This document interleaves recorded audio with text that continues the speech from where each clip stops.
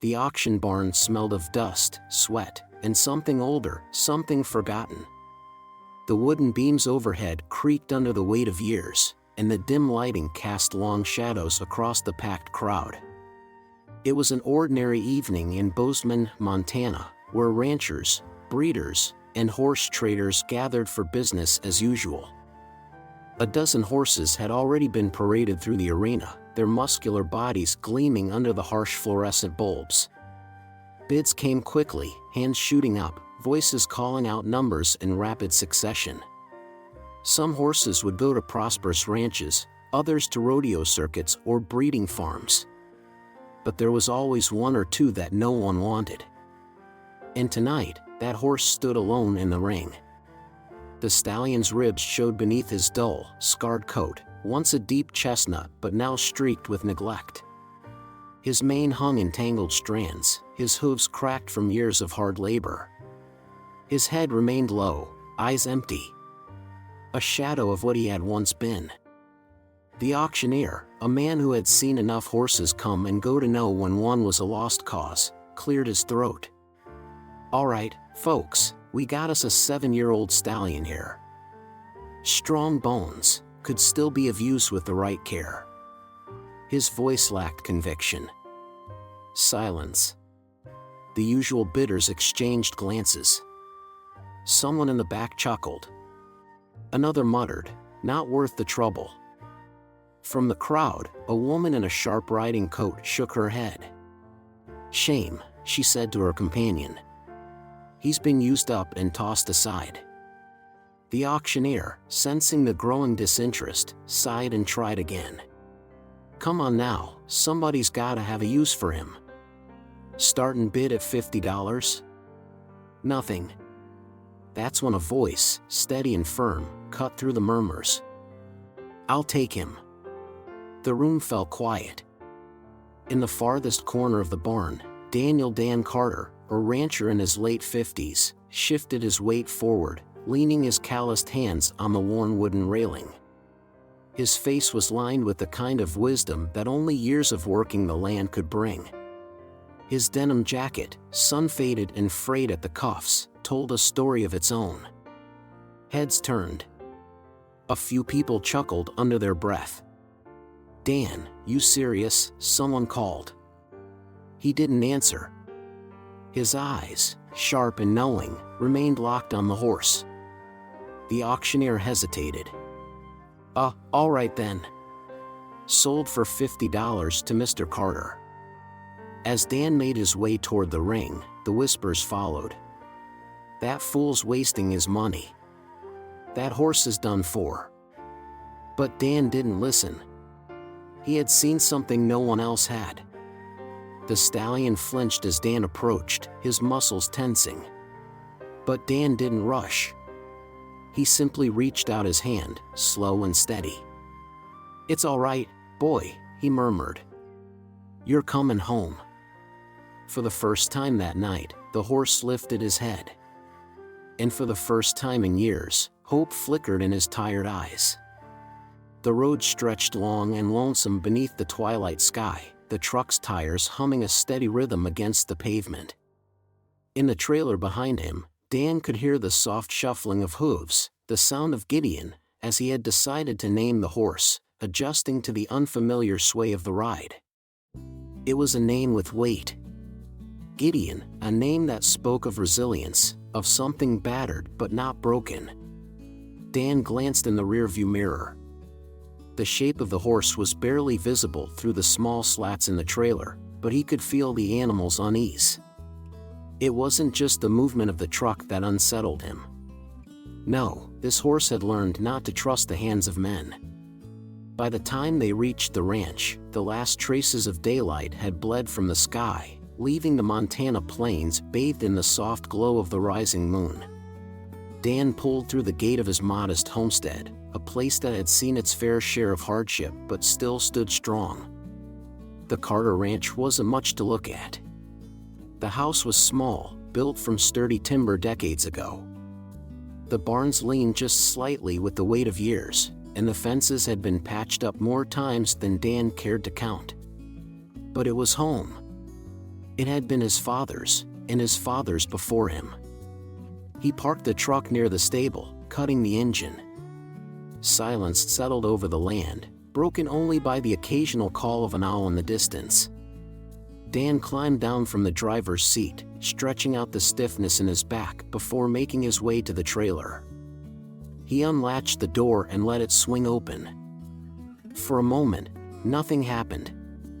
Then, ever so slowly, Gideon took a hesitant step forward. His ears flicked back at the sound of the shifting boards beneath his weight. His nostrils flared, taking in the scent of this new place. Dan didn't rush him. "You take your time, boy," he said softly. Finally, Gideon stepped onto solid ground, standing still as a statue. His muscles were tight, coiled like a spring, as if waiting for something bad to happen. As if expecting the next blow, the next command, the next moment where pain would follow. Dan had seen that look before, in men, not just horses. He picked up the lead rope but didn't pull. He just held it, letting Gideon feel the weight of it without force. The old barn stood a few yards ahead, the door wide open, offering shelter without expectation. "Come on, now," Dan murmured, taking a slow step forward. Gideon didn't move. Dan waited. The wind whispered through the grass. The distant creak of the old windmill filled the silence. And then, inch by inch, Gideon followed. Inside, the stable was warm, filled with the comforting scent of hay and earth. Dan led Gideon into the stall he had prepared earlier, fresh straw laid thick across the ground. He unclipped the lead rope, stepping back to give the stallion space. Gideon stood still, his body tense, eyes darting between the wooden walls as if expecting them to close in on him. Dan let out a slow breath and leaned against the stall door. "I ain't gonna push you," he said simply. "You've had enough of that, haven't you?" The horse didn't respond, not in any way that most folks would notice. But Dan saw it. A flicker of something in those dark eyes. Not trust, not yet. But curiosity. That was enough for now. Dan reached into his coat pocket, pulling out a small apple. He set it on the ledge of the stall and stepped away, giving Gideon space. "You'll figure it out," he said as he turned to leave. The barn door creaked as it shut behind him, sealing the night in. Dan stood outside for a moment, looking up at the vast sky scattered with stars. He had taken in horses before, rescued them from bad hands, given them a second chance. But something about this one felt different. This wasn't just about saving a horse. It was about redemption. Dan exhaled, rolling the stiffness from his shoulders as he made his way back to the house. Behind him, in the quiet of the barn, Gideon stood still. Then, ever so slowly, he stretched his neck forward and took the apple. Dan Carter had always believed that every creature, man or beast, had a story written in its bones. He just had to listen carefully enough. And Gideon was no exception. It had been a week since Dan brought the stallion home, and the horse remained as guarded as ever. He would eat, drink, and stand in the pasture, but never with ease. The scars along his flank told stories of past hardship, but it was the way he held himself, the way his ears flicked at every sound, the way his muscles tensed at the smallest movement, that told Dan everything he needed to know. Something had broken this horse long before he stepped into that auction barn. One crisp morning, as the sun stretched its golden fingers over the Montana plains, a familiar voice cut through the quiet. "Well, I'll be damned. That's a sight." Dan turned to see Tom Grayson, an old horse trainer and longtime friend, leaning against the fence. The man had seen more years than he'd admit, his face weathered by wind and sun, his boots covered in dust from a lifetime spent in the saddle. Tom tipped his hat, eyes fixed on Gideon. "That horse looks like he's been through hell." Dan nodded, crossing his arms. "Because he has." Tom studied the stallion for a long moment, then let out a slow breath. "I know that horse." Dan glanced at him, brows raised. "Used to belong to Victor Harlow," Tom continued. The name alone carried weight, making Dan's jaw tighten. "That man ran his horses hard, harder than any I've seen. He was breeding and training them for endurance races, but his methods," Tom shook his head. "He didn't break horses, Dan. He shattered them." Dan turned back to Gideon, watching the way the horse shifted uneasily even with no reason to. He thought of the scars, the way Gideon recoiled at the sight of a bridle, the panic that flared in his dark eyes whenever Dan moved too quickly. "Harsh training?" Dan asked. "Worse," Tom said. "He'd push em until they couldn't stand, then beat em for falling. Made em run miles with weights on their backs. If they showed weakness, he'd make sure they never did again." Dan's stomach twisted. He had heard rumors of men like Harlow before, ranchers who saw their animals as nothing more than tools, pushing them to their limits with no regard for what it did to them. Tom sighed. "Word is, when Gideon broke down, Harlow tossed him aside. Didn't even have the decency to put him down himself. Just dumped him at the auction house and walked away." Dan clenched his jaw. He looked at Gideon again, this time seeing not just a broken horse, but something deeper: betrayal, exhaustion, a spirit too strong to die but too worn to fight. Tom glanced over at Dan, watching him carefully. "So what's your plan?" Dan exhaled, running a hand over his stubbled chin. "Not sure yet. But I know one thing, I ain't gonna be another man who fails him." Tom nodded, respect glinting in his eyes. "You're a damn fool, Carter." Dan smirked. "Never claimed otherwise." The two men stood in silence for a moment, watching as Gideon took slow, cautious steps around the pasture. Then, something unexpected happened. The stallion lifted his head, ears twitching forward. He wasn't looking at Dan or Tom, but at the open space before him. The wind picked up slightly, ruffling his mane. And for the first time since Dan had brought him home, Gideon took off at a run. It wasn't fast, not yet. But it was something. His legs moved with a hesitant power, as though remembering what freedom felt like. The past still clung to him, but in that moment, it loosened its grip just enough for him to take those strides. Dan watched, unmoving, something swelling in his chest that he hadn't felt in a long time. Hope. Dan Carter knew better than to rush a wounded soul. Trust wasn't something you demanded, it was something you earned, slow and steady, like the breaking of a new dawn. And Gideon? That horse had lived a life where trust had only ever led to pain. It had been another week since Dan learned about Gideon's past from Tom Grayson, and every piece of the story now made sense. The horse had been pushed, punished, discarded, never given a moment to rest, never allowed to be anything other than a tool for someone else's ambition. No wonder he flinched at every touch. No wonder he refused to let anyone near him.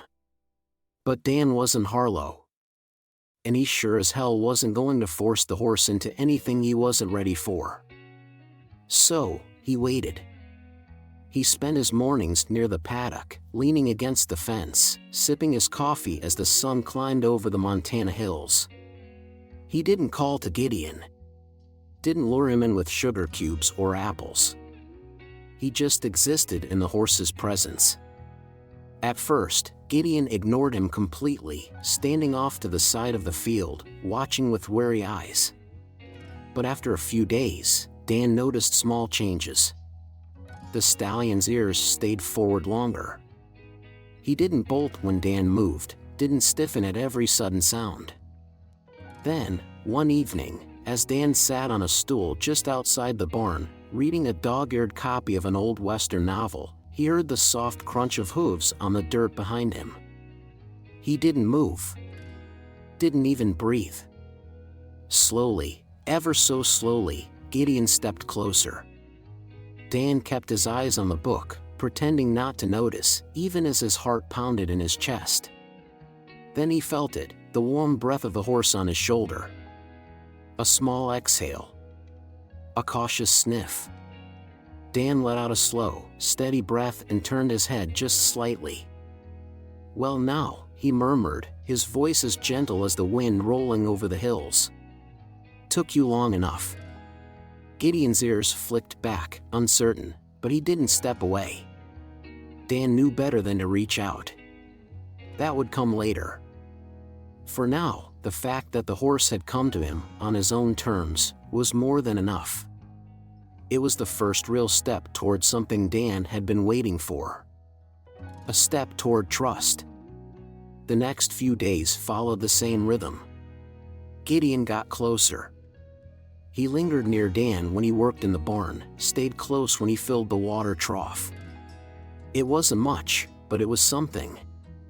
And then came the real test. One morning, as the sun crept over the horizon, Dan grabbed an old, soft-bristled brush and walked toward Gideon's stall. He moved slow, deliberate, letting the horse see what was in his hands.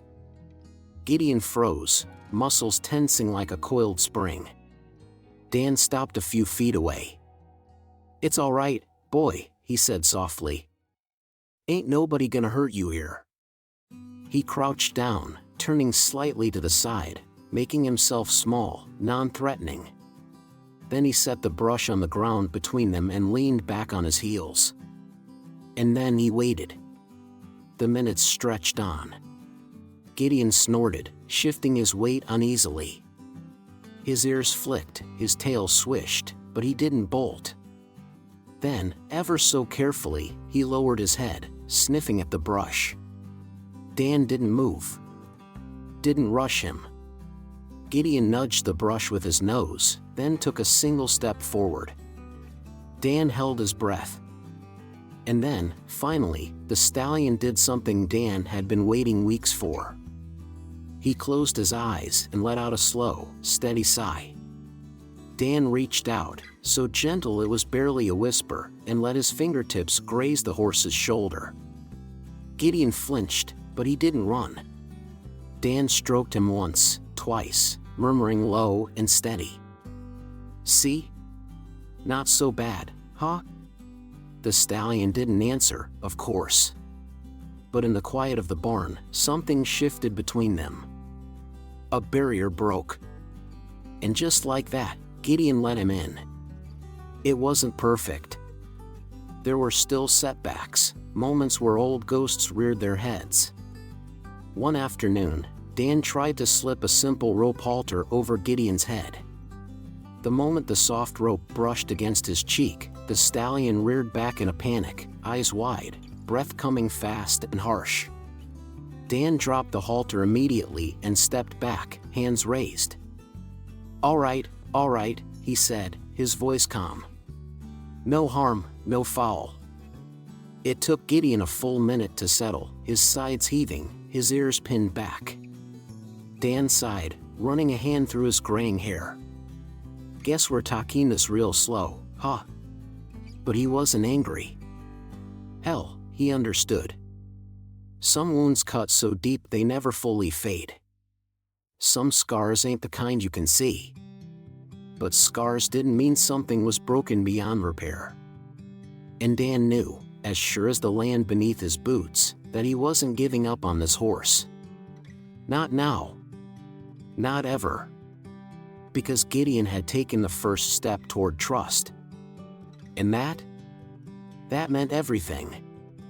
Some wounds don't heal until you confront them. Dan Carter knew this. He had seen it in men returning from war, in cowboys too proud to talk about what they'd lost, in horses that flinched at shadows that weren't there. He had learned long ago that time alone wasn't enough. Sometimes, you had to face the past head-on. And for Gideon, that past lived in one place. The track. It was Tom Grayson who first suggested it. They were standing by the fence, watching Gideon graze. The stallion had come far in the past few weeks. He no longer jumped at every sound, no longer pressed himself into the farthest corner of the stall when Dan approached. He let himself be brushed, let Dan slip a halter over his head, even allowed short walks around the ranch. But there was still something missing. "You've done a hell of a job with him," Tom admitted, stroking his grizzled beard. "But you know as well as I do, he ain't truly healed yet." Dan didn't look at him. He kept his eyes on Gideon, watching the way his ears flicked at the sound of their voices. "You think I don't know that?" he muttered. Tom sighed. "He's got to go back, Dan. Not for racing. Not for competition. But for himself." Dan exhaled slowly, rolling his shoulders. "I don't know if he can." Tom glanced at him. "The real question is, do you believe he can?" Dan didn't answer right away. Instead, he let the words settle deep in his chest. Could Gideon do it? Could he face the place that had broken him? More importantly, could he learn that it didn't own him anymore? Dan ran a hand through his hair. Then, with a slow nod, he made up his mind.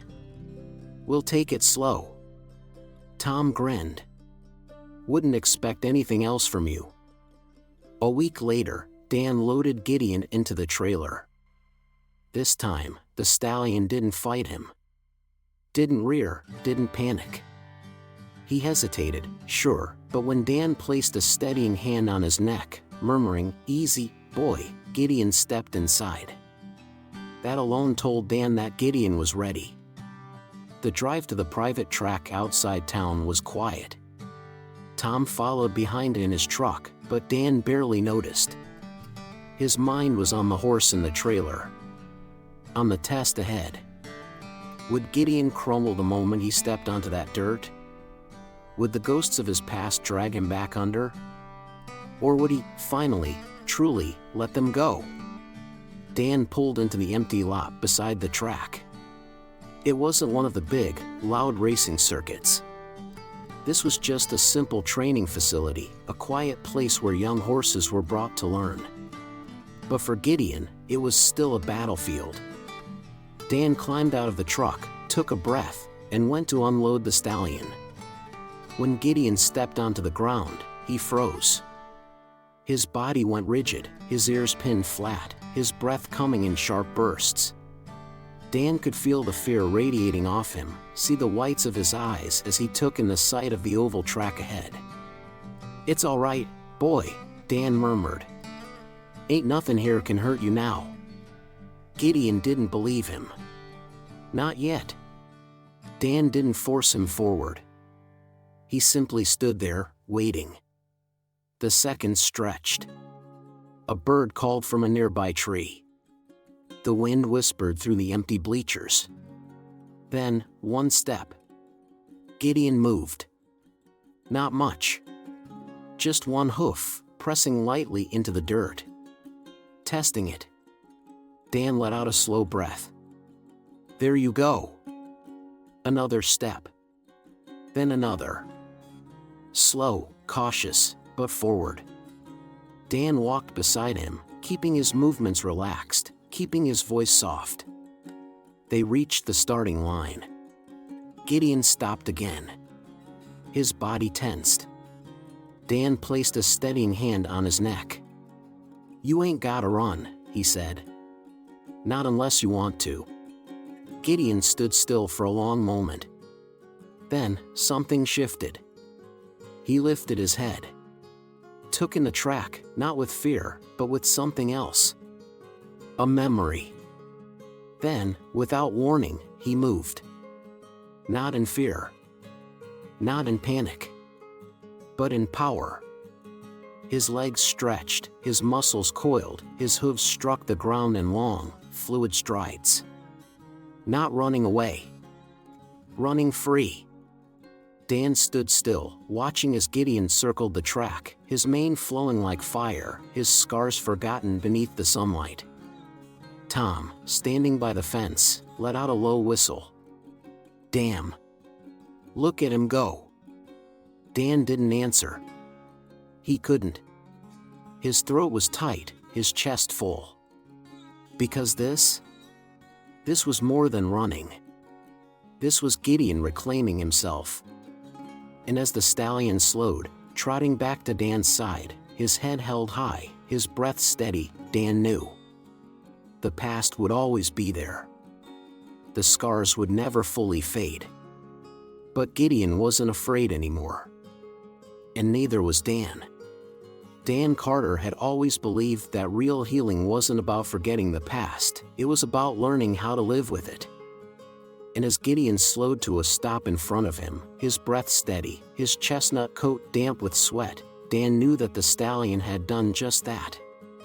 Tom Grayson let out a slow whistle from where he stood by the fence. "That's a sight, Carter. I never thought I'd see him run like that." Dan nodded, stepping forward. He reached up, resting a firm but gentle hand against Gideon's neck. The horse didn't flinch. He didn't pull away. Instead, he leaned in. It wasn't much. Just a shift of weight, a small press against Dan's palm. But that one quiet motion said more than words ever could. Dan exhaled, feeling something loosen in his chest, something he hadn't even realized he'd been holding on to. "Yeah," he said softly. "Me neither." The news of Gideon's transformation spread fast. Folks who had once laughed at Dan for buying a worthless horse were now whispering a different tune. It wasn't just that Gideon had run again. It was how he had run, free, strong, unbroken. A local horse show invited Dan and Gideon to participate in a special showcase, not for competition, but as a testament to recovery, to second chances. At first, Dan wasn't sure. Gideon had come so far, but would stepping into an arena, surrounded by people, bring back old ghosts? Would the pressure remind him of the fear he had once known? Dan thought about it long and hard. Then he looked at Gideon, really looked at him. The horse that had once flinched at shadows now stood steady beneath the Montana sky. His eyes, once dark with fear, now held a quiet confidence. And in that moment, Dan knew. Gideon wasn't running from his past anymore. So they went. The stands were full when they arrived. It wasn't a massive show, just a small local event, but the seats were packed all the same. People whispered as Dan led Gideon toward the gate. "That's the stallion from the auction, ain't it? Didn't think that horse would ever walk straight again, let alone run." Dan ignored the voices. So did Gideon. He stroked the horse's neck, steadying him. "You don't owe these folks a damn thing," he murmured. "You run if you want to. You stand still if you want to. This is your choice now." The gate opened. Dan walked Gideon to the center of the arena, then unlatched the lead. For a moment, the stallion stood still. The world seemed to hold its breath. Then, Gideon moved. Not hesitantly. Not cautiously. He moved with purpose. His strides stretched long, his hooves thundered against the dirt, his muscles rippled beneath his chestnut coat. And then, he ran. Not in fear. Not in flight. But in freedom. The audience fell silent. Not a whisper. Not a murmur. Just the sound of hooves and wind and the heartbeat of something greater than all of them. Dan felt something sting behind his eyes, but he didn't wipe it away. This moment wasn't his. It was Gideon's. And when the stallion finally slowed, trotting back toward Dan with his head high, the crowd erupted into applause. Not for speed. Not for victory. But for redemption. Dan reached up, resting a hand against Gideon's face. "Hell of a thing, huh?" he murmured. The stallion pressed his forehead against Dan's chest, just for a second. And in that small, quiet gesture, Dan knew this wasn't just a horse anymore. This was family.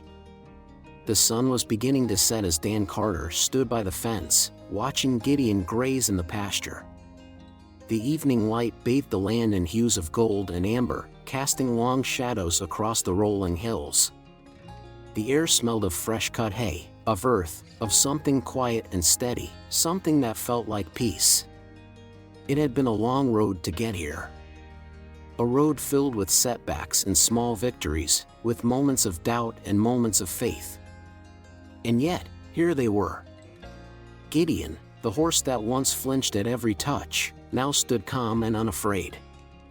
Dan, the man who had once questioned whether redemption was possible, now knew better. He let out a slow breath, leaning against the wooden fence, feeling the rough grain beneath his fingertips. That's when he heard it, a small voice behind him. "Sir?" Dan turned.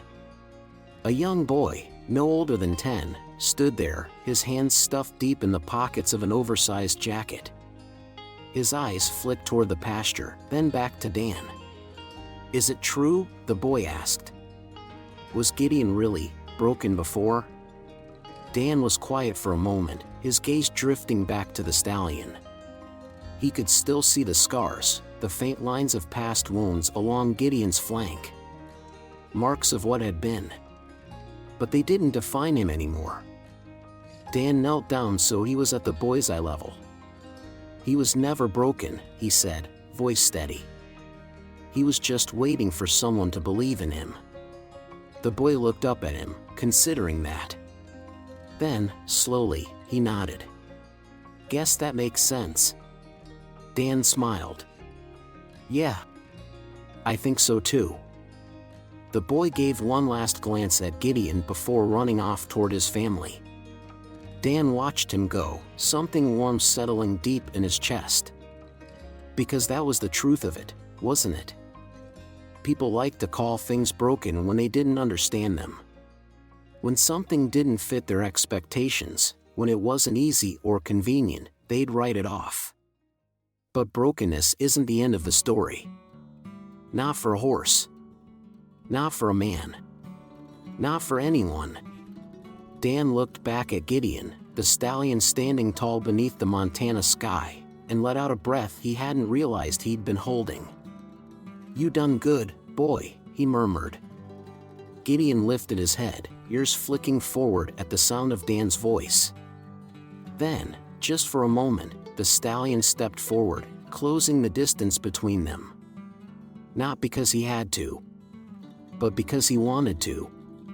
And that, Dan knew, was the greatest victory of all. The past may have shaped them, but it did not own them. And as the sun dipped below the horizon, Dan and Gideon stood side by side, two souls who had found their way home. Together. At last.